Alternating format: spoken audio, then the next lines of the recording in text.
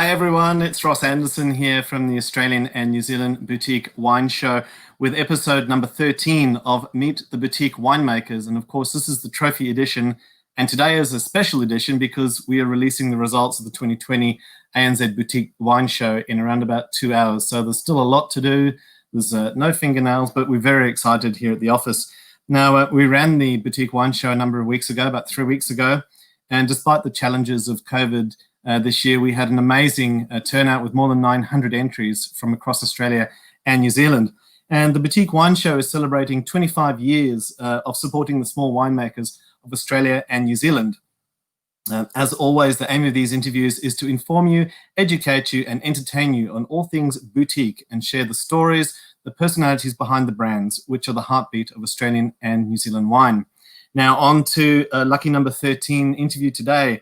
The Hunter Valley is synonymous with Semillon the world over, and two rivers in the Upper Hunter specialise in this variety, amongst others. Established in 1988, Brett and Linda Keeping run a very tight operation.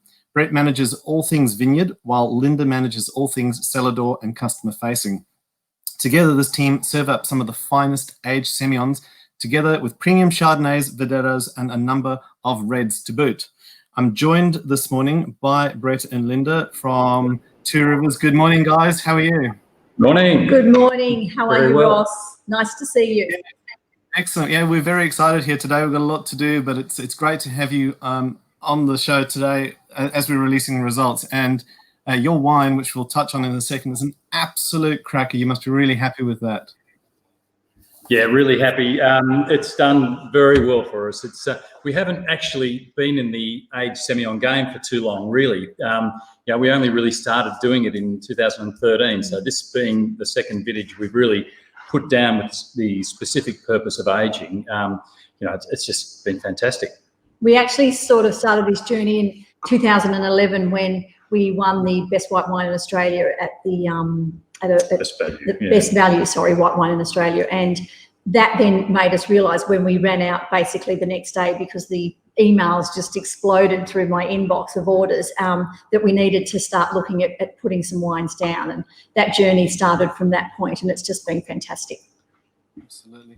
And guys, tell me, during lockdown over the last couple of months and when you were in that lockdown period, did things change on the site? Did you do anything new during this time? Yeah, look, it didn't really change in the vineyard. It was business as usual in the vineyard.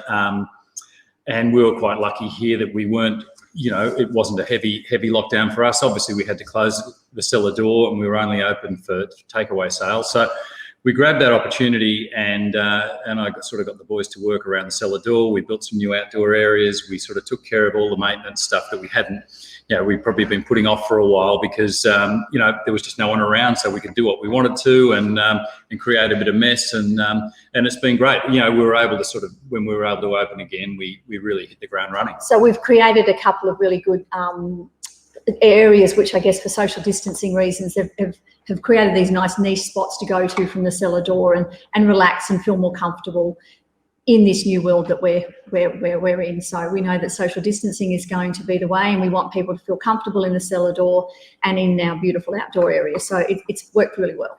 And I think the whole lockdown thing has it's made, whereas previously we were able to do tastings at the bar and it was all pretty relaxed. It's made us focus on the customers more and actually create an experience for them. So now it's all about seated tastings, about making it much more educational and more interactive. And it's been given us that lovely time to be able to spend time with the customer, and because you can sort of sit down with them, chat with them. Where at the bar, if it's flat out and you've got 10 different groups, you sort of can lose a bit of that touch. So it's actually been a positive. So it's been a crazy old year, but it's okay. We've survived. And on that, do you feel consumer confidence is returning, and that new format that you're using, has that seen an increase in sales and interaction? Yeah, we've certainly seen. Obviously, we fell off a cliff for March, April, May, and a bit of June. But once we opened up in the June long weekend, consistently our sales have been on the rise. We've had great consumer interaction. We've been able to embrace this new seating arrangement, which we hadn't done in the past. And we're enjoying the fact that people are getting to love the backyard of New South Wales again, when it was only the borders within New South Wales. But now we're seeing people coming from Queensland and from Victoria. So happy days. And I guess another positive that comes out of the seating arrangement is people have to book that in with you. So you can start to plan your day and your staffing requirements and your setup and all the bits and pieces.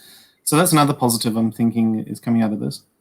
Absolutely, yeah. And people are embracing the booking. It's amazing what people get used to. And the other thing is, I didn't think hand sanitizer would become such a part of our lives, but when a fellow walked in with his wife and child, and the 3-year-old went straight up to the hand sanitizer and went straight under the thing, it went, this is amazing. This is the way we are. So it's great. So we're really embracing it, and we're feeling in a very COVID safe environment here. I'm hearing the same thing from everyone I'm speaking to. It's a very positive change in many different ways for their businesses, which is great. So, and the tourism to the local areas is so important, and that seems to be on the rise everywhere. So, our small township of Denman, every store owner is saying that they've seen an increase in trade, which is really good, because they're getting out and visiting regional Australia, and where they would normally be overseas, they're taking this opportunity to visit their backyard, and it's been great. Brilliant. But guys, let's get on to the big news. Yes. This beautiful bottle of wine over here, this Two Rivers Stones Throw Museum Release 2014, which has picked up trophy at the Boutique Wine Show, but not just the trophy, it's also picked up the White Wine of Show. Many congratulations to you and the team for an amazing wine. Do you remember anything about the 14 vintage that maybe stood out? That really elevated this wine to where it's at? Well, funnily enough, 2014 was pretty tough for us here. It was the first year we actually experienced bushfires, believe it or not, quite close to us. So back in 14, there was a bushfire in the Wallamai National Park, which we're quite close to.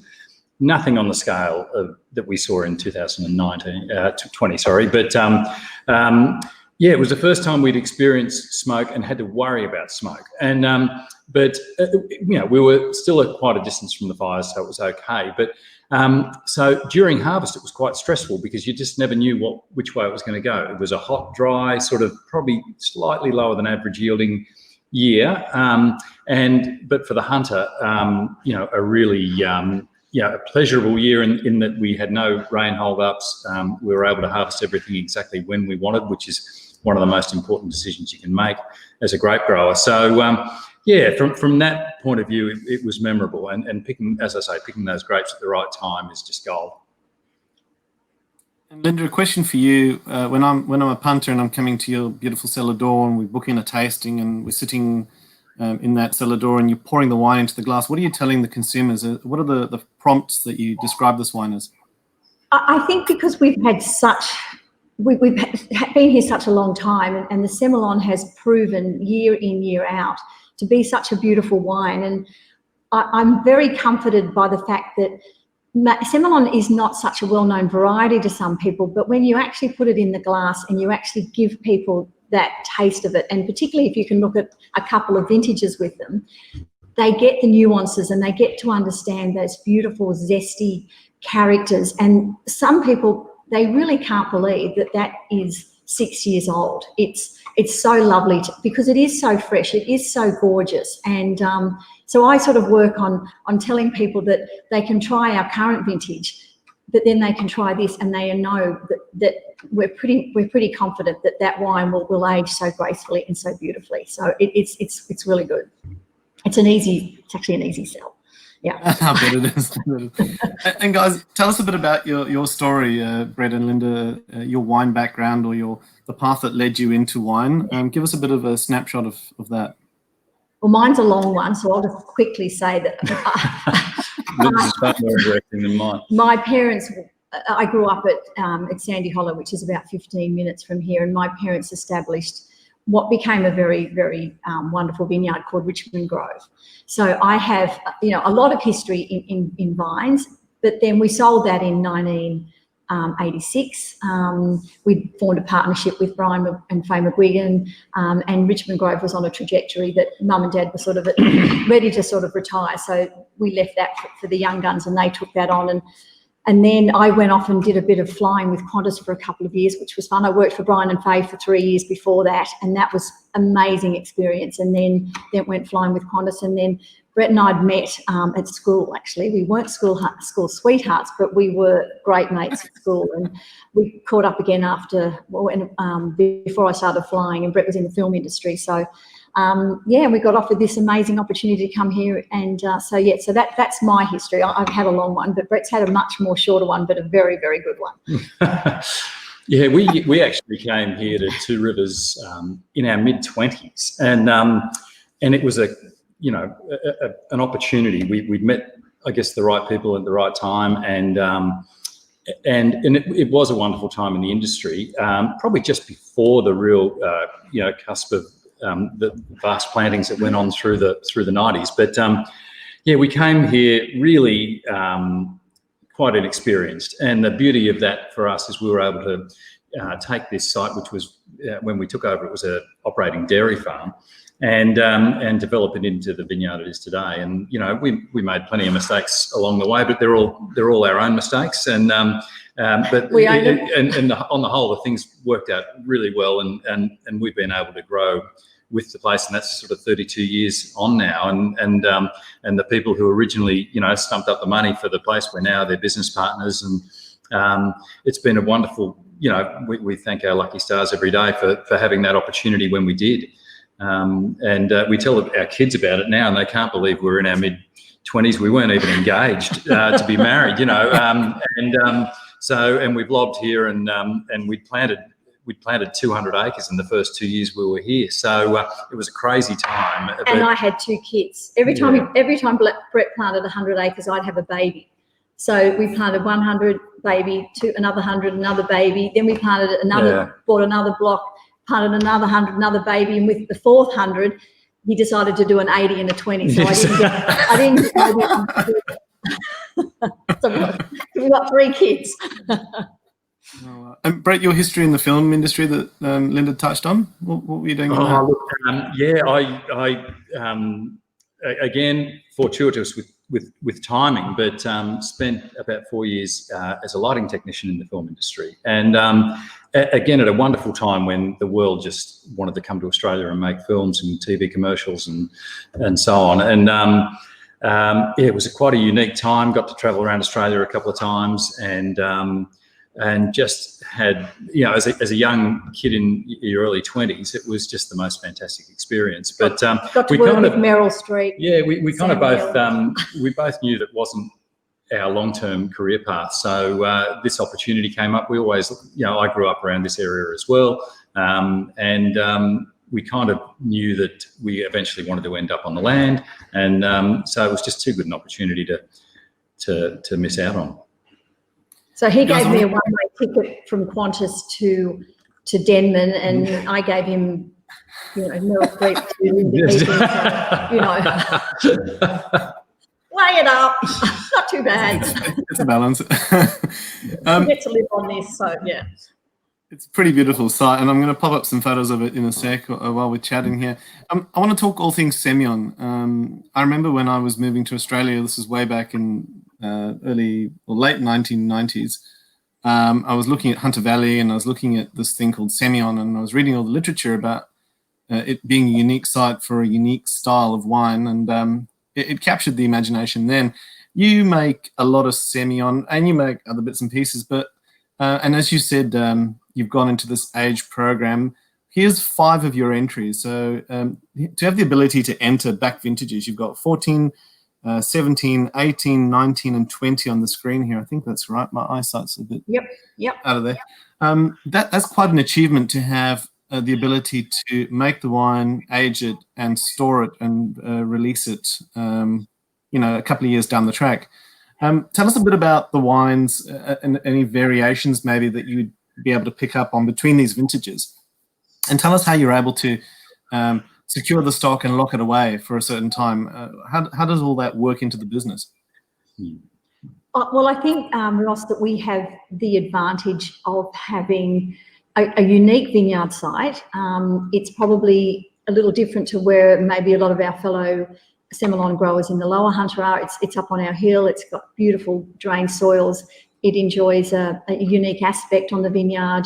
And then you marry that with a winemaker of the calibre of Liz Silkman, and I think it's really a match made in heaven. She understands our vineyard. She loves our vineyard. She loves our Semillon. She comes up into the vineyard. She walks through the vineyard with Brett and I. We talk what we are looking at. She understands the different vintages and what they've thrown at us. We're actually looking at some of the Semillon block there, and it's just really special how Liz has that belief. Exactly, that's the word. So you have to work with your yearly differences that the vintage is going to toss up, but if the winemaker and the vigneron have such synergy in understanding the uniqueness of the block, I think we're lucky. We're very lucky. And look, I think there's a great legacy in the Hunter of a great history and so many wonderful producers, and we get to follow in the footsteps of so many great brands that have flagship, had this variety as their flagship over the years. And but the interesting thing about our block is that it kind of breaks all those rules. We're from the Upper Hunter, so for those who don't know, we're about another hour north of the main sort of Hunter Valley area, and that's the first thing. The second thing is most of the great Hunter Sems of the Lower Hunter are grown on the sandy river flats, and our Semillon's grown on the top of the hill in this beautiful red sandy clay loam. The vines actually run east-west, which is unconventional. They face west. It kind of breaks all the rules of what traditionally makes a great Hunter Semillon, and that's what's so satisfying about it, I guess. And it just reinforces what a great region this is for that variety. It can throw up some challenges, and the thing about the Hunter is that no two vintages are ever the same. But once those vines reach that certain age, you do get that beautiful consistency, and that's what we try to achieve every year. Is we certainly don't let the vines get too ripe. We're out there tasting every day, and that, as I said before, that's probably the most important decision we can make is the day we start to pick. And look, it's just it's a real pleasure to have a block of that calibre and nurture it along. And Ross, I was very fortunate many years ago to meet Jancis Robinson, and as she very eloquently says, that Semillon is the wine's gift to the wine world, and she couldn't say it better. I think it's so true. It's true. Yeah, I've met Jancis in Hong Kong, and she's just an absolutely lovely lady. Yeah. So guys, the setup at Denman, you established in 1988, and you said it was, what was it prior to you putting vines in? You did touch on that. Dairy farm. And so it was under different ownership, and then you moved in at that time and you took control of the site? Yeah, that's right. So we purchased it as an existing dairy farm, a walk-in, walk-out sale. We timed it perfectly, and we moved in at sort of 10 o'clock in the morning. We held the clearing sale at 11. They'd milked in the morning. Yeah, and by that night, the cows were on someone else's farm getting milked. So we had no intention of being dairy farmers. And pretty much from day one, we set about cleaning the place up, planning it. The property was quite run down, and but underneath it all, a beautiful farm. Yeah. And we had it, and that was good for us too, to settle in and just really get into the planning stage and cleaning this property up. And by the time we were ready to plant, which was only a year later, but it just gave us that bit of time to settle in and get our heads around what we were about to embark on. I often say that the good thing about that time is that we didn't know what we didn't know. Yeah. If we knew that what was involved in planting 400 acres of grapes over the next few years, we would have run a mile. It must be immensely satisfying then when you look out on your vista and you can see the vines and you know that you touch those. It's your manual work that's gone into building this business, and you can visually see it. That must be immensely satisfying. Yeah.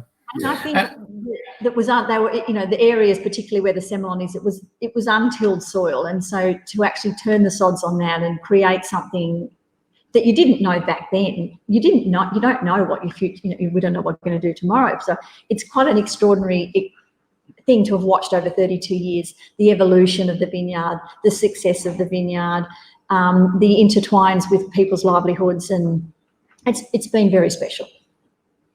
What would you say would be the highlights reel of the last 32 years?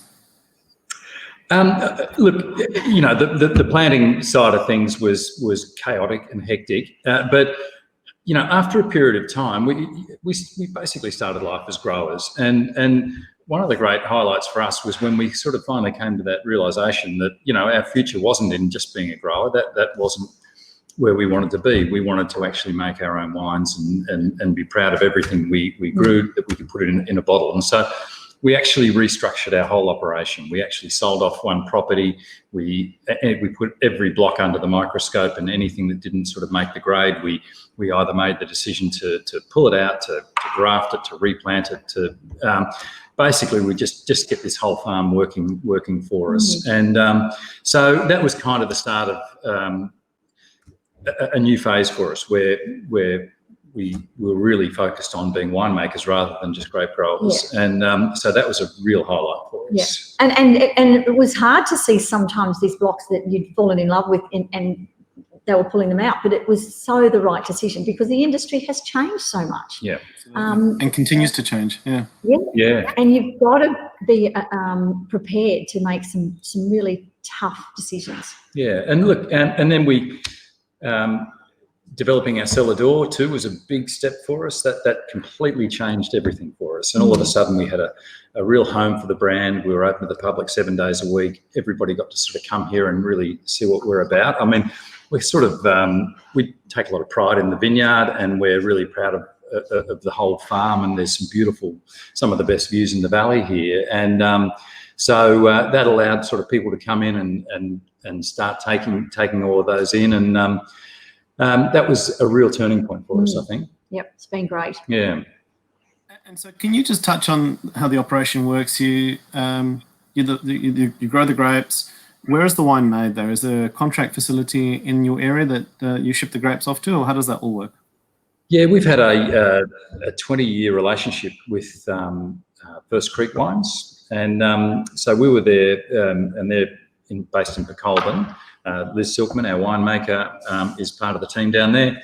And yeah, we were their first ever customer when they, Greg Silkman and a few of his partners started to go out in business. We were the first on their doorstep, and we've just enjoyed the most fantastic relationship ever since.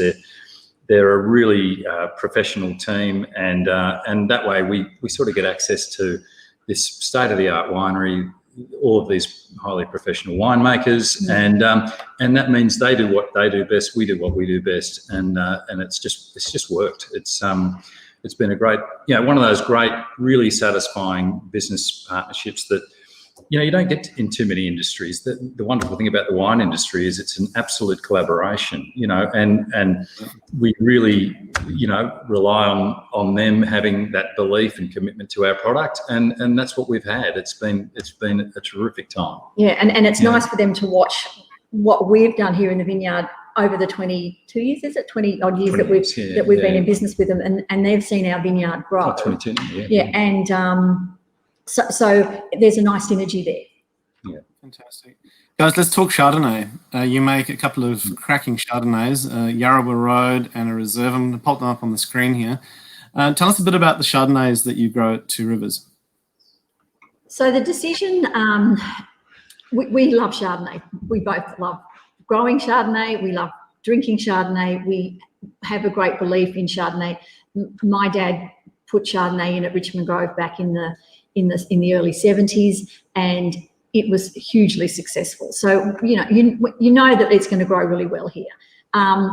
We used to contract. We obviously had a large vineyard. We used to sell a lot of our fruit off to Southcorp, and then Rosemount. It became Rosemount and Treasury. So we used to have a few blocks that they took the whole shipment of wine that was allocated to them. And then in 2017 was our first year that we had control of the whole vineyard, and we sent all of our Chardonnay down to Liz. and she basically got on the phone and said, where has this been all our life? And she made that 17 Yarrawal Road. It went on to win the trophy at the New South Wales Wine Awards for the best Chardonnay.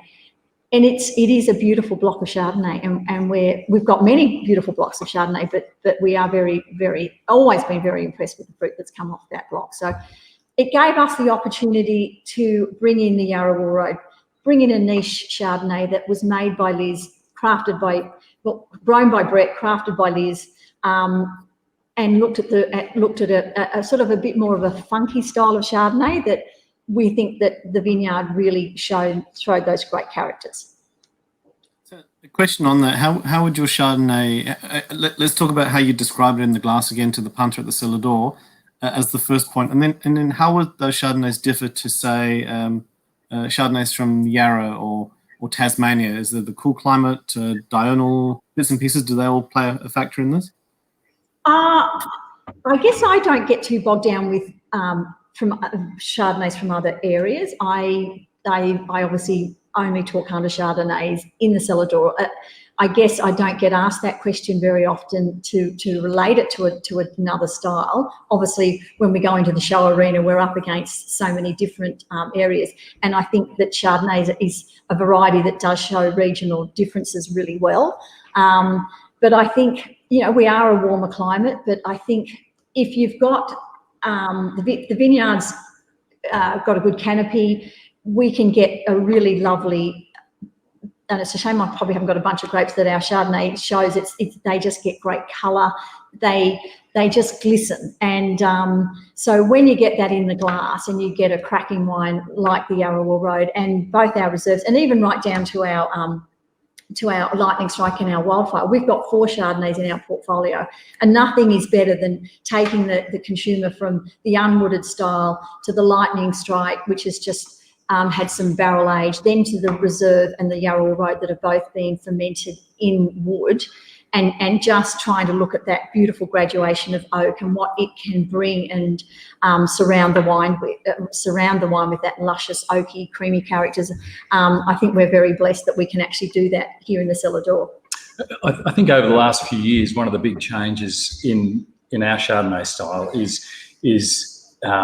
comes from the winemaking team constantly wanting to go to a bit of a leaner style, compared to what the old Chardonnay days of the hunter were. Really, there's no comparison to what we're doing now, and that leaner style really allows the vineyard to express itself. It doesn't, without having the oak dominate.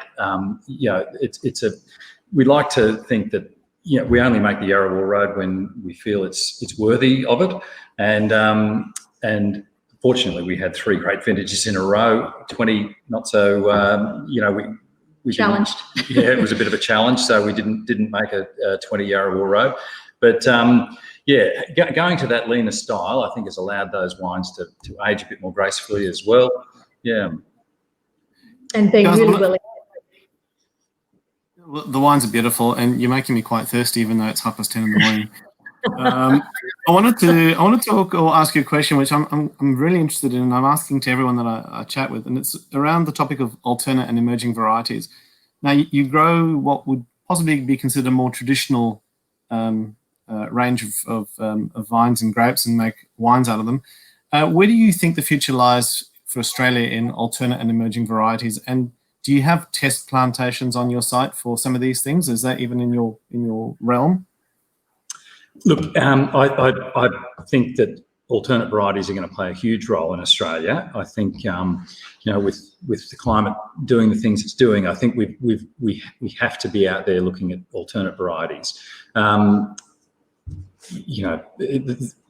no doubt that our climate's changing, and this is what the future we're faced with.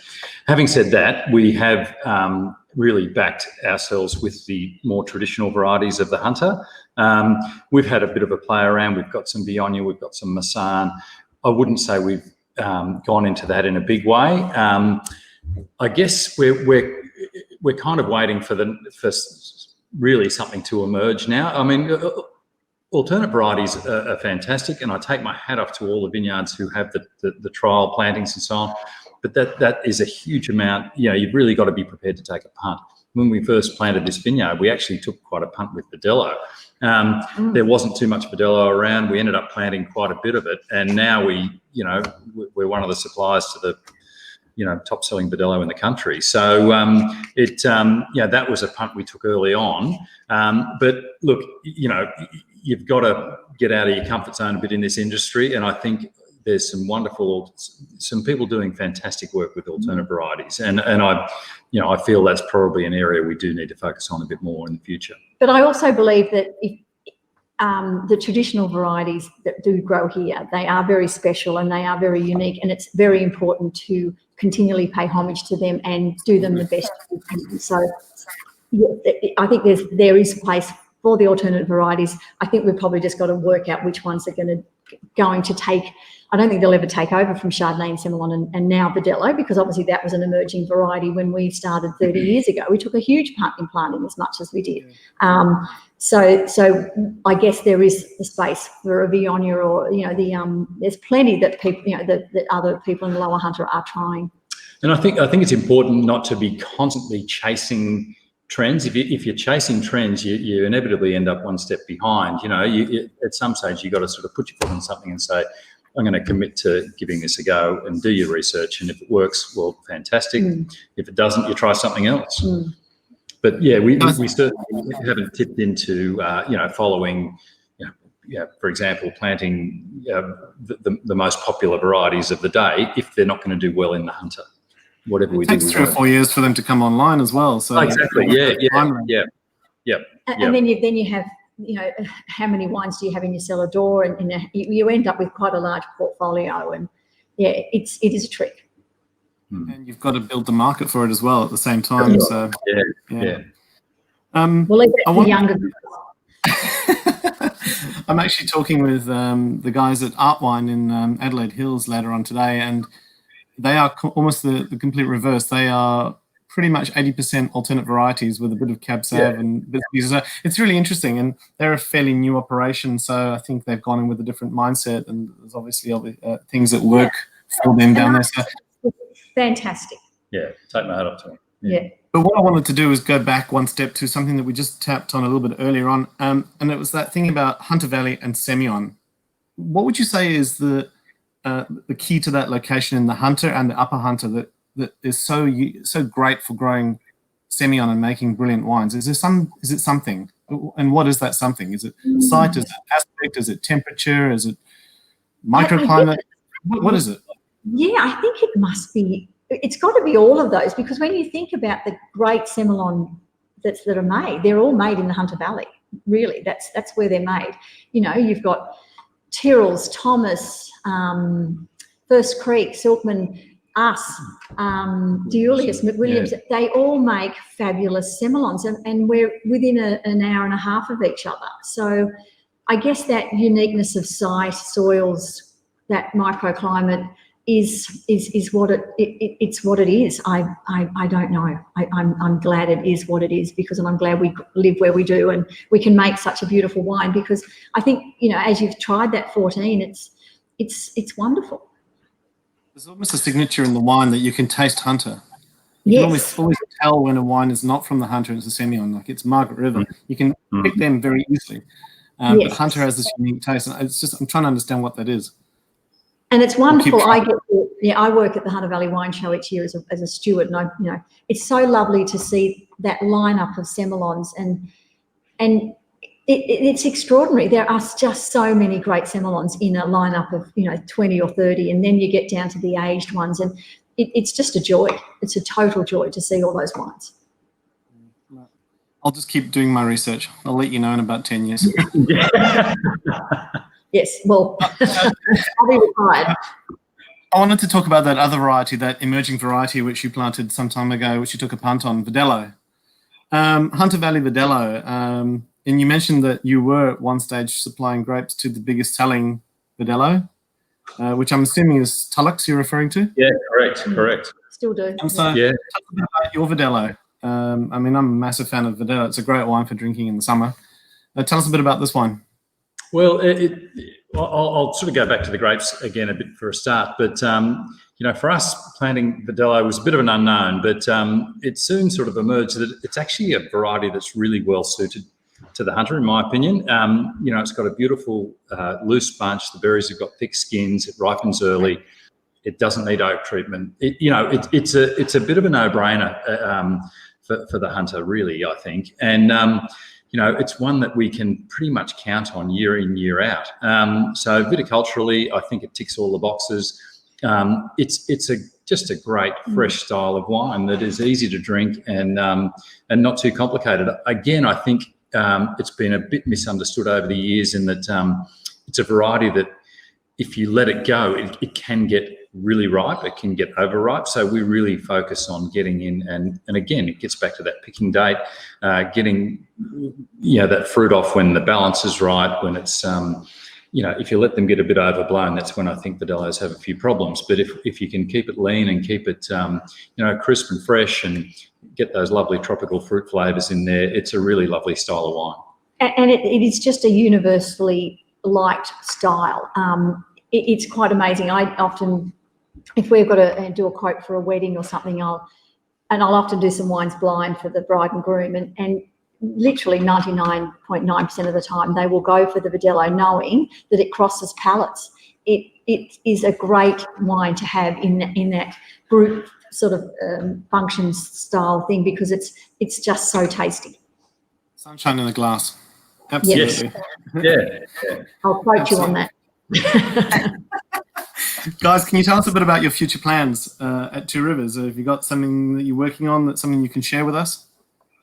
Yeah, look, we're continually, with the vineyard now 30 years old, we're up to the stage where we're having to continually renew things in the vineyard. So the blocks that we love and that produce great fruit for us, we're redeveloping, where, after 30 years, things start to get a little bit tired, and you've got to pick that moment in time when it is right to redevelop. So when I say redevelop, we're retaining the same vines, we're just fixing up trellising and irrigation and all that sort of thing. So there's always some of that going on. We try and do a portion of the vineyard each year to keep things new and fresh.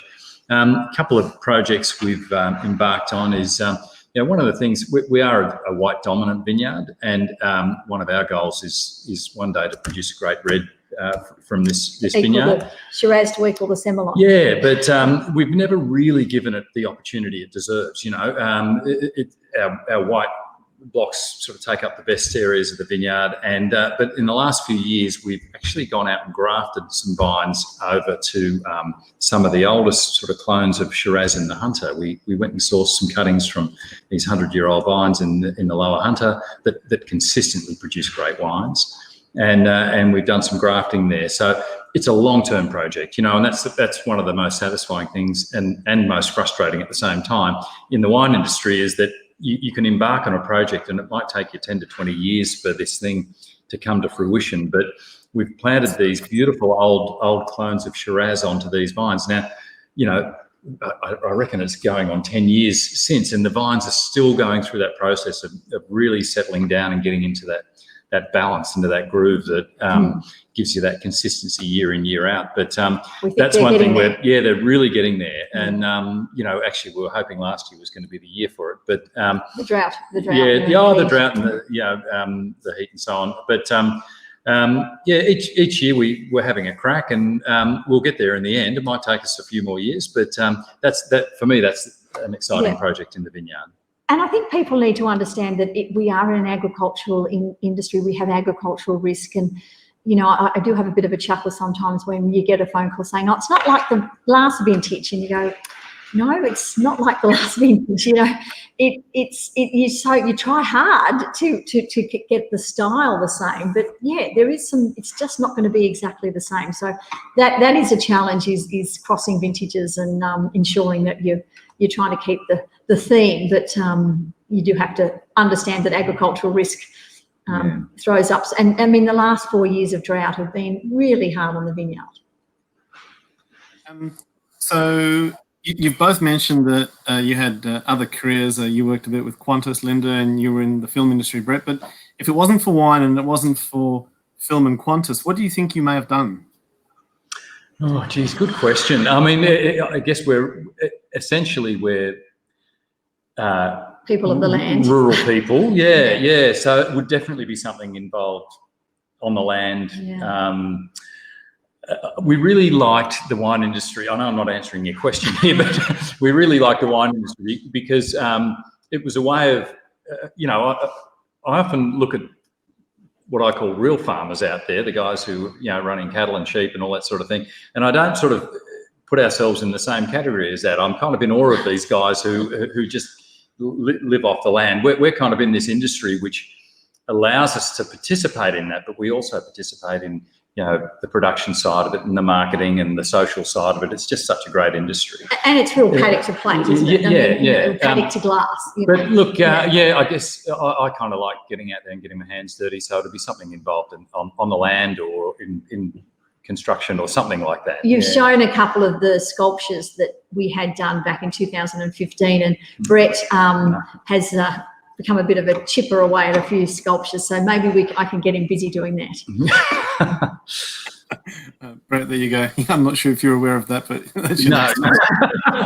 That wasn't on my radar. Guys, tell us about your favourite wine memory. So not necessarily a Two Rivers memory, but a wine memory that always pops up. I was very fortunate to go to Roseworthy College in South Australia, and back in my first year in 1981, a fellow came over from France, Viscount Arnold, I can't remember, from Krug, and we had a 1929 Krug. And he brought out this bottle and it went around we had a little lecture room at Roseworthy, and we were literally only allowed to have a teaspoon, but it was one of those wow moments. And I was just talking to a friend of mine this morning who was in the room with me, and it was extraordinary. And so that was probably my real wow moment. And I guess the other one is when you have your own, you see your own wine in your glass. It's a very special moment. So yeah, blessed. Yeah, and that was what I was going to say. The first time we actually got to drink literally the fruits of our labour, that was an incredibly satisfying moment and an exciting moment. That was the fourth child. Yeah. But I did. I was on a tour of when we were selling a lot of fruit to Southcorp at the time. We were on a bit of a tour with their head of viticulture, and we just happened to lob into the Nuryupta winery when they were putting together the 1990 Grange. And so, yes, we stumbled into this tasting very fortuitously. And, John Duval was there, and, that was pretty exciting to be just on the sidelines and in the same room as those guys when they were doing that. And I have to say, it's really, it's very enjoyable watching someone like Liz when we go down to our tastings in the winery. They just hit you, those moments when you just see someone with such passion and such knowledge and such love for a wine, and she looks at one of your wines and you just know that we've all nailed it. And it's just wonderful to see that. That's always a proud moment. That's fantastic. I love that. Krug is my all-time favourite. And I can't afford it ever. No. Well, he was a very lovely man. It's amazing. So, Linda, when you get in the morning and you hit the power on and you turn the lights on in the cellar door, what do you hit onto the radio? What's the music that plays in the cellar door? What are you listening to? Well, Brett loves his music, and we're listening to some fantastic Aussie music now. We're really loving the Teskey Brothers, and we're pretty laid back with our music style, and that suits us perfectly. So, and we do love Chris Stapleton. A bit of country. Yeah. Aussie, excellent. Yes. Right, guys, let's put a wrap on. Where can people buy your wines? We've got your website on the bottom here, tworivers.com.au. Yes. We've got on Facebook at Two Rivers Wines and on Instagram at Two Rivers Wines. Is there a mailing list? Is there a club that people can sign up and join up? It's a wonderful cellar club which people can jump on at the website and see that, and it's a really, we don't hassle people too often. We just lock you in for a couple of cases a year, and the benefits are great. And then obviously we've got some key bottle shops in our local area. We've got the Cellar Door, and then we've got Newcastle, which is very supportive, and then we've got some bottle shops in Sydney that look after us as well. So anyone wants to send me an inquiry through the website or just at sales@tworivers.com.au, I can head them in the right direction. Absolutely. Well, it's been an absolute pleasure having you both here in Denman. We'd love you to come up and visit us. Well, I'm planning a road trip in early January because I haven't been to the Upper Hunter in a very long time. So, and I need to go past Mike Dulius and, I don't know, give him a high five or something. And we'll throw you on a harvester. Oh, here we go. Look out. You had a photo earlier of those 4 tractors driving up the hill. Well, we'll have to pop you on one of those. I'm up for that. Always up for that. Guys, it's been a pleasure having you. Thank you so much for making the time to have a chat with us. Congratulations on this massive achievement with this beautiful wine, trophy and white wine of show. We're really pleased, and it's lovely to have a New South Wales wine up in those high echelons. So thank you. And before you run, I'm just going to put you on mute for a second. So thank you for your time. Thank you very much. Thanks, mate. Really appreciate it. And that's it for this episode, everyone. Please have a look at tworivers.com.au. Jump onto the website, put a mixed case of wine together for yourselves. It's 1st of December today. We're heading towards Christmas rapidly, but I'm sure there's something can be done if you're looking for some absolutely delicious wines for Christmas. And be sure to sign up to the club and bits and pieces. But let's get out there and support regional tourism into New South Wales. Get into the Hunter, get into the Upper Hunter at tworiverswines.com.au. That's it for this episode. Plenty more to come in the next few days. Please stay tuned. And until next time, stay safe.